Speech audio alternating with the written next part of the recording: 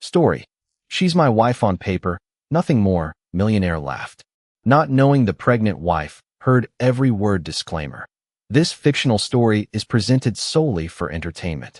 Madeline, Grant, Hayes Hospitality, their advisors, and all situations are invented. No real person, company, family, or legal matter is being depicted. A husband thinks postponing the truth will protect his pregnant wife. She is about to learn that secrecy can wound more deeply than the truth itself. Maddie will have to decide whether an apology can repair a truth deliberately withheld. If you value mature stories about consequences, family, and rebuilding without easy villains, subscribe to the channel. As you listen, consider what matters more in a marriage: avoiding pain or respecting your partner enough to tell the truth. Our story begins high above Chicago, where one half-open terrace door turns a perfect family photograph into a question Maddie can no longer ignore. The cruelest part wasn't hearing Grant say their marriage meant nothing. It was hearing him describe a future that apparently began after she disappeared from it. At 9:14 p.m., 39 floors above Chicago, Madeline Hayes stepped away from the Hayes Hospitality charity dinner with one hand beneath her nearly 8-month pregnant belly. Rooftop wind pressed softly against the glass walls. Somewhere behind her, a jazz trio played beneath chandeliers while donors raised champagne to another record year. Maddie was looking for Grant. She found his voice first. A terrace door stood slightly open. Beyond it, Grant was speaking with his younger sister, Claire. "Does Maddie know what happens after the baby?" Claire asked. Maddie stopped. A champagne glass clicked against steel. Then Grant laughed. "Maddie? She's my wife on paper, nothing more." The sentence seemed to remove every sound from the building. Maddie's fingers tightened around the doorframe. Sophie moved beneath her ribs. Claire lowered her voice. "Grant, that's your wife. I know exactly who she is." "Then tell her." A pause. Wind moved across the terrace. "Once the baby is here, everything gets simpler." Maddie's breath caught. Simpler. She waited for Claire to ask the question, now pounding inside her chest. "What does that mean?" Grant exhaled. "Not tonight." Footsteps shifted toward the door. Maddie moved before they could see her. She crossed the hallway slowly, forcing herself not to run, and entered an empty powder room. Click. The lock turned.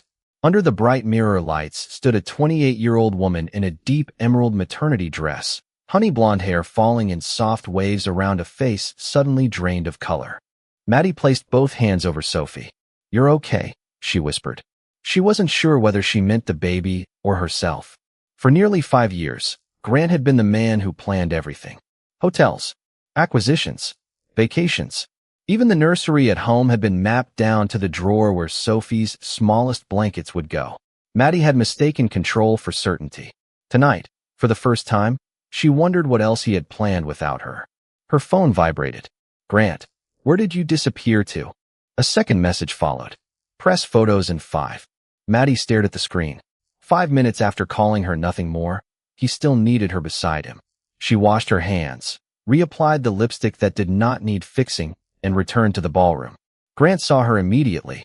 Tall, broad-shouldered, immaculate in a black tuxedo, espresso brown hair neatly styled, blue-gray eyes composed. His smile was warm enough to fool anyone who had not heard him outside. "There you are." He kissed her temple. Maddie held perfectly still. "Everything okay?" "Why wouldn't it be?" Grant studied her for half a second. Then photographers called their names. He placed one hand gently around her waist and another near her pregnant belly. "Ready? Flash." Maddie smiled. "Flash." Grant leaned closer. "Sophie kicking?" "She is.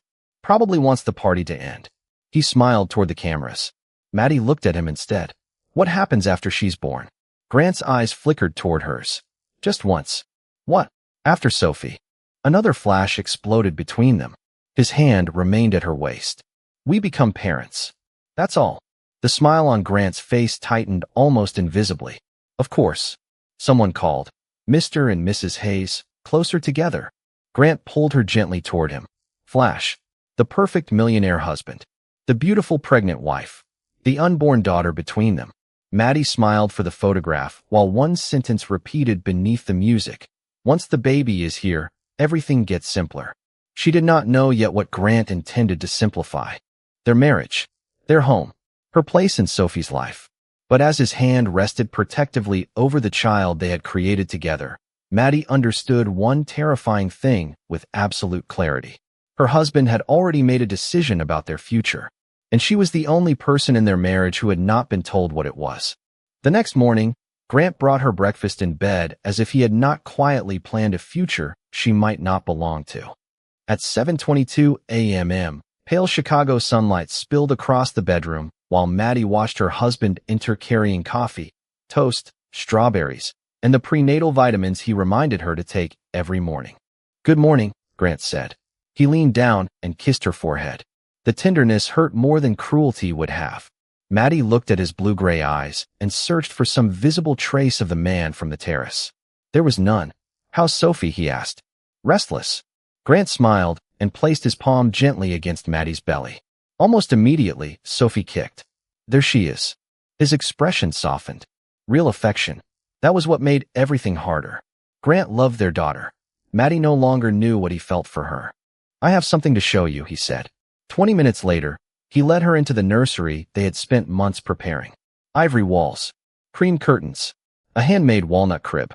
Above it, tiny brass stars turned slowly beneath a ceiling vent. Grant had chosen the rocking chair because Maddie once mentioned wanting somewhere comfortable for midnight feedings. "The shelves finally came in," he said. Maddie ran her fingers along the polished wood. This room had always represented their future. Mother, father, daughter, one home. Then Grant's phone lit up on the dresser. A message preview appeared before he turned it face down. "Penthouse nursery. Installation complete." Maddie stared. "Penthouse nursery?" Grant's hand stopped. "Only briefly. Downtown. You built another nursery?" "I had the spare room converted." He said it casually, as though explaining a new desk. Grant maintained a downtown penthouse near Hayes Hospitality headquarters for late meetings and severe winter weather. Maddie had visited for dinners, but they had never discussed raising Sophie there. "Why?" she asked. "Just practical." "Practical how?" Grant adjusted one of the tiny books on the shelf. "If work keeps me downtown, Sophie can be comfortable there." Maddie felt the same cold stillness from the terrace. "Sophie, eventually. Without me." Grant looked at her. "Maddie, you're reading too much into this." "Am I?" His expression softened into reassurance. "It's a crib and a changing table. Nothing more. Nothing more." The phrase landed differently now. Maddie forced herself to look away. "Can I see it?" "The penthouse." "The nursery?" "Of course." Grant took out his phone and opened several photographs. The room was beautiful. Pale oak crib, soft gray walls, white dresser, a small rocking chair beside the window, baby monitor already mounted, drawers labeled for newborn clothes, blankets, diapers, everything ready. Maddie enlarged one photograph. No second dresser, no maternity supplies, no clothes belonging to her, no space prepared for a mother recovering from childbirth. "You planned all this when?" "A few weeks ago. A few weeks ago. Before the rooftop conversation. Before last night." Grant slipped the phone into his pocket. "I have an 8:30 call." He kissed her cheek. "Don't make this into something frightening. I'm trying to make life easier." "Easier. Simpler." The words followed him out of the nursery. Maddie remained beside Sophie's crib until she heard the front door close downstairs. Then she sat carefully in the rocking chair. The brass stars turned above her. Slowly, quietly. She thought about Grant's sentence. Once the baby is here, everything gets simpler. At 8:11, her phone chimed with a notification from the shared family calendar Grant's assistant had created months earlier. Maddie almost dismissed it.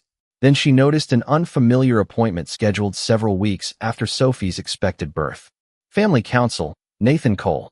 Another entry sat beneath it. Penthouse, Sophie Nursery Final Review. Maddie stared at both appointments. She did not know what Grant intended.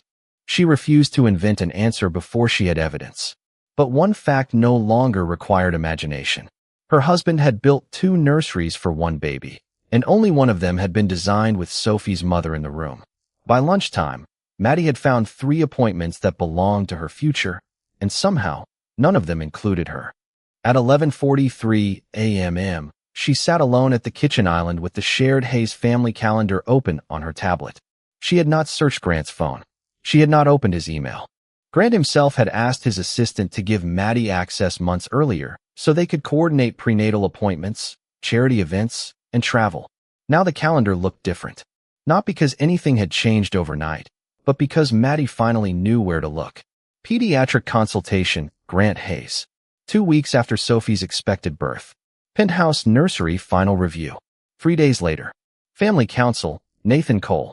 Then, farther down, one entry made her fingertips go cold. Post-delivery family transition meeting. Maddie read it twice. Transition. The word sounded harmless enough to hide almost anything. Sophie moved beneath her ribs. Maddie closed her eyes. "We're not guessing," she whispered. That mattered. Fear could turn an empty space into whatever monster it wanted. She needed facts. At 12:08, she called Nathan Cole, the attorney who had handled legal matters for Grant's family for more than 15 years. "Maddie." Nathan sounded genuinely pleased. "How are you feeling?" "Very pregnant." He laughed softly. "That usually happens near the end." "Nathan, I saw an appointment on the family calendar." Silence arrived before she even named it. "A transition meeting." Nathan's voice became careful. "You should discuss scheduling questions with Grant." "I'm not asking what Grant told you." Maddie stared through the windows at Lake Michigan under a gray sky. "I know you can't discuss private legal conversations. I'm asking something about me." Another pause. "All right. Do I need my own attorney?" Nathan did not answer immediately. The refrigerator hummed behind her. Somewhere upstairs, the nursery mobile clicked softly as it turned. Finally, Nathan said, "If you're asking that question, Maddie, you should have one." Her throat tightened. "That's not exactly comforting. It isn't meant to frighten you either. Does Grant want to take Sophie away from me? I can't characterize Grant's legal discussions, and I don't want you drawing conclusions from my silence." His tone remained measured. "But independent advice means someone represents only your interests. That is never unreasonable when spouses may have different concerns." Different concerns. Maddie thanked him and ended the call. She did not cry. Instead, she opened a notebook and wrote 4 lines. Second nursery. Family counsel. Transition meeting. After Sophie. At 1:17, Grant texted. "Lunch." Maddie stared at his name. "Not hungry." His reply came instantly. "Everything okay?" She almost typed. "Are you leaving me?" She deleted it. "Just tired." A heart appeared beneath her message. That evening, Grant came home carrying a tiny white shopping bag. Inside was a pair of newborn socks embroidered with silver stars. "Saw them and thought of her," he said. Maddie looked at the man smiling down at their daughter through her belly. Whatever Grant was planning, his love for Sophie appeared real. That made the hidden calendar more frightening, not less. At 8:46, while Grant showered, a reminder appeared on the shared tablet. Charity dinner, family press photo. Saturday. Maddie stared at it. Cameras. Reporters. Grant beside her, performing certainty again. This time, she would not accuse him. She would ask one question and watch his face. What happens after Sophie is born? Because sometimes the first honest answer is not spoken. Sometimes it appears in the second before a practiced smile returns. The camera caught Grant smiling. Maddie caught the half-second before he remembered to. Saturday evening. The ballroom of the Langford Hotel glowed beneath cascading crystal chandeliers as Chicago's wealthiest donors gathered for the Hayes Hospitality annual charity dinner. Maddie entered beside Grant wearing an emerald maternity gown that curved gently around her nearly 8-month pregnant belly. Her honey blonde hair fell in soft waves over her shoulders, and every few steps, someone stopped to tell her how radiant she looked. Grant never left her side. His hand rested lightly against her back. To anyone watching, they were exactly what the cameras wanted. The Millionaire hotel executive, his beautiful pregnant wife, and the daughter arriving soon. "Mr. Hayes," a photographer called. "Mrs. Hayes. Right here." Flash. Grant moved closer. Flash. Maddie smiled automatically. "How are you feeling?" a reporter asked her. "Ready to meet her." "And you, Grant?" "Nervous about becoming a father." Grant laughed warmly. "Terrified." The small crowd laughed with him. Then his expression softened. "But family changes what success means." Maddie turned toward him. Family. 24 hours earlier, she had stared at a calendar containing a post-delivery family transition meeting he had never mentioned. Now Grant was describing family beneath television lights, as though their future had already been written. "That's beautiful," the reporter said. "Can we get one more photo?" Grant placed his hand over Maddie's belly. Sophie moved almost immediately. His eyes brightened. She kicked. Maddie watched him smile down at their daughter. Nothing about that tenderness looked false. That was the contradiction she could not solve. How could a man prepare so lovingly for his child while quietly preparing something his wife was not allowed to understand? Closer together, please, the photographer called. Grant drew Maddie gently against him. She felt his breath near her temple. This was the moment. Grant, she whispered. What happens after Sophie is born? His body went still. Not dramatically, barely enough for anyone else to notice. But Maddie felt it. His hand stopped moving against her waist. His eyes met hers. 1 second, then the polished smile returned. What kind of question is that? Flash. Maddie did not look toward the camera. A simple one. We become parents. And after that, Grant's jaw tightened slightly. Maddie not here. There. Not confusion. Not surprise. Avoidance. The photographer lowered his camera. Everything okay? Grant smiled immediately. Perfect. Maddie almost flinched at the word. Perfect was what people called something when they could not see the crack. Later, near the terrace doors, Claire Donovan approached her alone. Claire's expression changed the moment Maddie looked at her. You heard us that night, didn't you? Maddie's heartbeat seemed to slow. What happens after Sophie? Claire looked toward Grant across the ballroom. Maddie, don't protect me. Claire swallowed. You need to ask him. I did. Then ask again when there aren't cameras. Maddie studied her face. Is he leaving me? Claire's silence answered before her words could. It isn't my story to tell. Maddie looked across the room. Grant was laughing with Ethan beneath warm golden light, completely unaware that his wife had just stopped wondering. At 10:37 p.m., the final photographs were taken. Grant helped Maddie into the private elevator leading to their penthouse suite. The doors closed. Music disappeared. No donors. No reporters. No cameras. Only the quiet mechanical hum of the elevator and Grant's reflection beside hers in polished steel. Maddie turned toward him. I heard everything on the rooftop. Grant's face lost all color. She continued before he could speak. You said once Sophie is here, everything gets simpler. Ding. The elevator doors opened. Maddie did not move.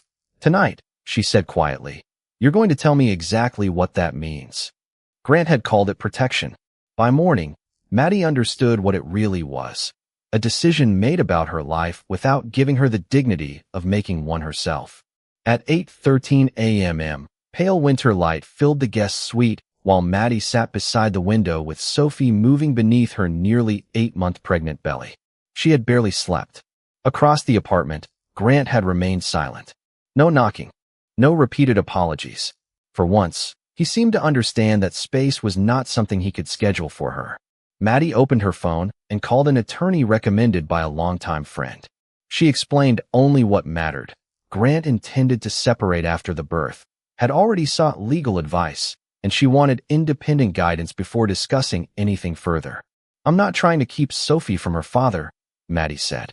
I just don't want to be the last person informed about my own future again. By noon, she had an appointment for the following week. No dramatic filing. No emergency custody battle. Just information. Her own information. When Maddie entered the kitchen, Grant was standing beside the coffee machine. He looked exhausted. Did you sleep? He asked. Enough. Can we talk? Maddie poured herself water. You had months to talk. Grant absorbed that without defending himself. I know. She turned toward him. Do you? His blue-gray eyes met hers. I thought if I waited until Sophie was born, I could keep you calm through the pregnancy. You keep saying that like calm was more important than consent. That isn't what I meant. But it's what you did. Silence. The refrigerator hummed behind them. Grant placed both hands on the counter. I was afraid the stress would hurt you. Did Dr. Warren tell you that? He hesitated. No. Did any doctor tell you I couldn't handle difficult information? No, Maddie nodded slowly. Then you weren't protecting my health. You were protecting your timing. Grant looked down. That landed. When did you decide on separation? She asked. About 3 months ago. Sophie shifted sharply. Maddie steadied herself against the counter. 3 months. 3 months of nursery samples. Baby name lists. Grant rubbing lotion onto her aching back. 3 months of him knowing their marriage had an expiration date while she planned family holidays. And every night you came home, she whispered, you let me believe we were preparing for the same life. I didn't know how to tell you. That's not the same as not knowing the truth. Grant stepped closer, stopping several feet away. I'm sorry. Maddie studied his face. The apology sounded real. It simply could not undo the choice. I believe you're sorry. Grant looked almost relieved. Then she continued. That doesn't mean I trust you. His expression fell. What happens now? We stop pretending. Maddie, you wanted separation. We'll discuss separation. With attorneys. Calmly. She rested a hand over Sophie. And we will make decisions about our daughter together, not around each other. Grant nodded. Okay. The penthouse nursery stays. He looked surprised. You're not asking me to remove it. Why would I? Maddie's voice softened. Sophie will have a father. If she spends appropriate time with you, she should have a safe room there. Grant stared at her, perhaps expecting punishment and finding something harder instead. Fairness. Thank you. Don't thank me for treating our daughter like she belongs to both of us. That afternoon, Maddie moved several personal things into the guest suite. Not suitcases. Not an escape. A boundary. At 6:40, Grant stood outside the doorway. Dinner's downstairs if you want it. Thank you. He turned away. Grant. He stopped. Maddie looked at the man she had loved enough to build a family with. You could have trusted me with the truth. His shoulders lowered. I know. For the first time, he did not add an explanation. 2 weeks later, at 2:17 a.m., Maddie woke with a sudden tightening across her abdomen. She sat upright. Another came minutes later. Then another. When she stood, she felt warmth and froze. Grant. Her voice carried down the hallway. His door opened almost immediately. He appeared barefoot, terrified. Maddie gripped the bed frame as another contraction rose. Grant reached for her, then stopped. Can I? She nodded. He supported her carefully. Sophie's early, Maddie whispered. Grant looked at her. Every argument between them suddenly reduced to one urgent fact. Their marriage might already be ending. Their daughter was arriving anyway. For the first time in weeks, nothing about Grant Hayes' future mattered except the sound of his daughter's heartbeat. At 2:41 a.m., Chicago blurred beyond the car windows as Grant drove toward a downtown Chicago hospital, both hands tight around the steering wheel. Maddie sat beside him, breathing through another contraction, one hand gripping the seat belt, the other pressed beneath her belly. For minutes, Grant said. Don't count out loud. Right? Sorry. Another contraction came. Maddie closed her eyes. Grant reached toward her, then stopped. Can I hold your hand? She opened her palm. He took it. Nothing about that gesture repaired their marriage. It simply helped her through the next 60 seconds. At the hospital, Dr. Emily Warren confirmed what Maddie already knew. Labor had begun early, but Sophie's heartbeat was reassuring. Nurses moved efficiently around the room. Monitor tones. Soft footsteps. The rustle of clean sheets. Grant stood near the wall until Maddie looked at him. You can stay. Are you sure? For Sophie. He nodded. For Sophie. At one point, he tried to answer a nurse's question about Maddie's comfort preferences. Then he stopped himself. Ask her, he said. Maddie looked at him.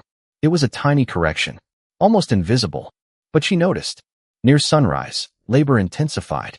Grant stood beside the bed while Maddie gripped his hand hard enough to whiten his knuckles. I can't do this, she whispered. You are doing it. Don't give me a speech. No speech. His voice broke. I'm right here. At 7:18 a.m., Sophie Hayes entered the world with an outraged cry that seemed impossibly large for someone so small. For one suspended second, nobody spoke. Then Maddie began sobbing. A nurse placed Sophie against her chest.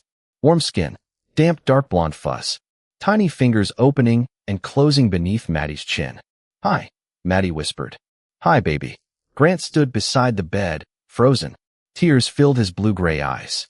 She's perfect. Maddie looked at him across their daughter. She is. Grant touched Sophie's foot with one trembling finger. The baby kicked weakly against him. He laughed through tears. It was not the polished laugh from the rooftop. There were no donors here. No cameras. No company. Just a father meeting his child. For several minutes, Maddie allowed herself to feel only that. Not betrayal. Not separation. Not lawyers. Sophie. Later, when the room quieted, Grant sat beside the window holding their sleeping daughter. He looked different with 6 pounds of responsibility against his chest. Smaller somehow. Human. Maddie, he said. She opened her eyes. I keep thinking about what I almost did. What do you mean? Waiting until this was over. Letting you wake up after giving birth, and then telling you our marriage was ending. His jaw tightened. I told myself I was protecting you. Maddie watched Sophie breathe. I know. I wasn't. No, Grant looked down. I was protecting myself from having to watch you know. Silence filled the room. It was the first explanation he had given that did not sound like an excuse. I'm sorry, he whispered. Maddie felt tears gather again, but she did not mistake remorse for repair. I believe you. Grant looked up. But this doesn't fix us. His expression tightened. Then he nodded. I know. No argument. No promise. No request for another chance. Just acceptance. Maddie closed her eyes. Outside, Chicago was waking beneath a pale gold sky. Their marriage had not been saved by the birth of their daughter, and Sophie had not arrived carrying an obligation to forgive. She had arrived as herself. Hours later, a nurse asked whether the parents wanted a hospital photograph together. Grant looked at Maddie before answering. Only if she wants one. Maddie studied him, then looked at Sophie sleeping between them. One picture, she said. They stood beside the bassinet, not touching, not pretending. Click. For once, the photograph captured exactly what was true. Two people whose marriage was ending, standing beside the daughter they both intended to love. And for Maddie, that honesty was more beautiful than every perfect family portrait they had ever taken. The first honest family photograph Grant Hayes ever approved was the one that admitted his marriage was ending. 3 weeks after Sophie's birth, Maddie sat near the window of her Chicago home with her daughter asleep against her chest. Morning light touched Sophie's tiny cheeks. The house was quieter now. Grant had moved most of his belongings to the downtown penthouse, and with separate attorneys, they had begun mediation over separation terms and a parenting plan centered on Sophie's best interests. No courtroom spectacle. No threats. Just two adults learning that ending a marriage did not require turning their daughter into evidence. I told Ethan not to publish it. Why? Because it isn't true. The answer was simple. That was what made it matter. Weeks earlier, Grant had delayed the truth because reality interfered with the version of family he wanted to control. Now he was refusing a useful lie even when nobody would have known the difference. Thank you, Maddie said. You shouldn't have to thank me. No, I shouldn't. Later that afternoon, they met with their mediator. Sophie slept in a carrier beside Maddie while Grant sat across the table. They discussed parenting time after Maddie's recovery, pediatric appointments, holidays, travel, and the practical reality of an infant who needed stability more than symmetry. Nobody won Sophie. That language never entered the room. When the penthouse came up, Maddie surprised Grant. Keep the nursery. He looked at her. I plan to. Good. You're comfortable with her staying there eventually? When she's ready and the schedule makes sense. Grant nodded. Whatever she needs. Maddie glanced at him. That's the first plan you've made lately that didn't begin with what was easiest for you. He accepted the sentence without defending himself. 2 days later, Maddie visited the penthouse to drop off a small bag of Sophie's things. She stood at the doorway of the second nursery. The same pale oak crib. The same gray walls. The same rocking chair. But the room felt different now. Once, it had terrified her because it represented a future Grant was secretly constructing. Now there were diapers on the shelf, bottles waiting to be sterilized, and a framed hospital photograph on the dresser. The photograph they had agreed to take. Maddie beside the bassinet. Grant on the other side. Sophie between them. No embrace. No performance. Just truth. I almost took that picture down, Grant said from behind her. Why? Because it reminds me of what I broke. Maddie looked at the photograph. Leave it. Grant frowned slightly. Why? Because Sophie shouldn't grow up thinking every imperfect family has to hide. He looked at his daughter sleeping in Maddie's arms. I don't want her to think I didn't love you. Maddie's expression softened, but not enough to become forgiveness. Loving someone and treating them honestly aren't always the same thing. Grant lowered his eyes. I know that now. At the doorway, Maddie paused. Do you? Grant looked back at the nursery. I thought making decisions alone meant I was protecting everyone from chaos. He swallowed. Mostly, I was protecting myself from consequences. Maddie nodded once. That answer was finally his, not something she had to teach him. That evening, Hayes Hospitality posted a short announcement. Grant Hayes and Madeline Hayes welcomed their daughter, Sophie, and both parents were grateful she was healthy. No romantic photograph. No perfect family language. No lie. Maddie read it once and locked her phone. Across the room, Sophie slept beneath the slowly turning stars of the nursery mobile. There were still 2 nurseries. 2 homes were coming. 2 parents would eventually live separate lives. But for the first time, The second nursery no longer felt like proof that Maddie had been replaced. It was simply another room where Sophie would be loved. Grant had once believed everything would become simpler after the baby arrived. He had been wrong. Nothing became simpler. It became honest. And honesty, Maddie was learning, did not restore the marriage, but it finally gave her enough solid ground to walk away from it. 4 months after Grant Hayes called her his wife on paper, Madeline Hayes stood at her own front door and realized that the ending of their marriage was now being handled the way it should have been from the beginning. Openly, carefully, and on paper. Morning sunlight filled the small Chicago townhouse as Sophie laughed from a blanket on the living room floor. She had discovered her toes 3 days earlier and treated them like the greatest achievement in human history. Maddie sat beside her, honey blonde hair loosely tied back, reviewing interior design sketches on her laptop. Her first freelance client in almost 2 years had approved a boutique renovation that morning. It was not a multi-million-dollar hotel. It did not need to be. At the bottom of the proposal appeared the name she had chosen to use professionally again, while the legal process continued. Madeline Parker. She stared at it for a moment. Not because Hayes had become shameful. Sophie would always carry that name, and Maddie would never teach her daughter to treat half of herself as something to reject. Parker simply belonged to a version of Maddie that existed before she learned to disappear inside someone else's plans. At 10:02, the doorbell rang. Grant stood outside in a charcoal coat, holding Sophie's diaper bag. Morning. Morning. Their exchanges had become ordinary. Pediatric appointments. Feeding schedules. Pickup times. Small decisions made together instead of one person deciding what the other could handle. Grant stepped inside and crouched beside Sophie. Hey, troublemaker.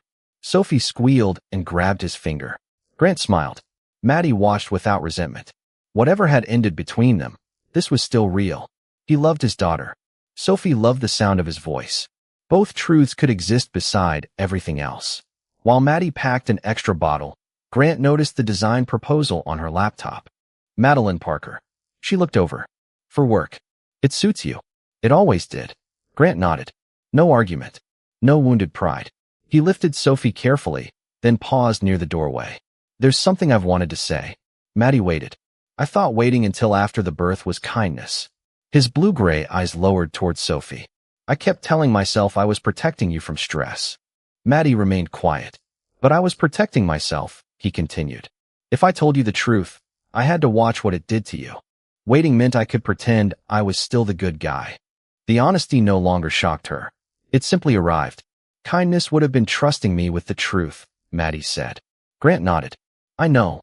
Months earlier, he would have followed that with an explanation. Now he let the sentence stand. Sophie reached for the collar of his coat. Grant smiled down at her. She has enough clothes at the penthouse to survive a year.